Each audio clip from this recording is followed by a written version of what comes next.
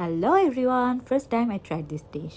So at first I let the rice cook until it was 80% cook and এর পাশাপাশি আমি এখানে চিকেনটা ফ্রাই করার জন্য সব ধরনের মশলা দিয়ে এটাকে ম্যারিনেট করে কিছুক্ষণ রেখে দিব। Meanwhile the rice is already cooked আর এর পাশাপাশি আমি কিছু ভেজিটেবল কুচি কুচি করে কেটে নিয়েছি ফ্রাইড রাইসের জন্য।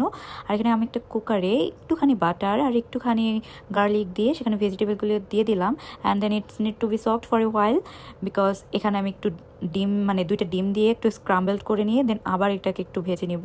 আর এখানে আলিফ আসছে আমাকে একটু হেল্প করার জন্য, বাট যদিও পারেনি, বাট স্টিল থ্যাংক ইউ আলিফ। দেন এখানে ভেজিটেবলের সাথে ফ্রাইড রাইসগুলো ভেজে নিলেই আমার fried rice ready. Then I will mix some cornflour with water because এটা আমার ভেজিটেবলের জন্য লাগবে। আর আমি এখানে কিছু ভেজিটেবল সুন্দর করে কেটে নিয়ে 50% বয়েল করে নিয়েছি।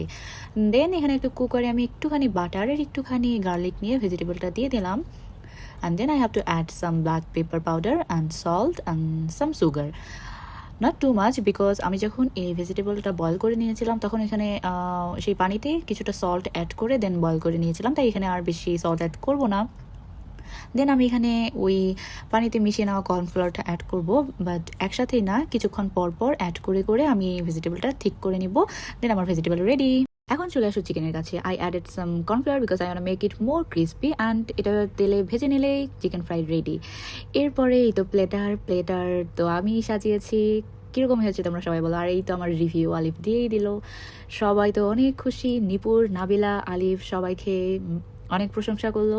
আমার অনেক ভালো লাগলো। আর তোমাদের কেমন লাগলো please let me no in the comment box.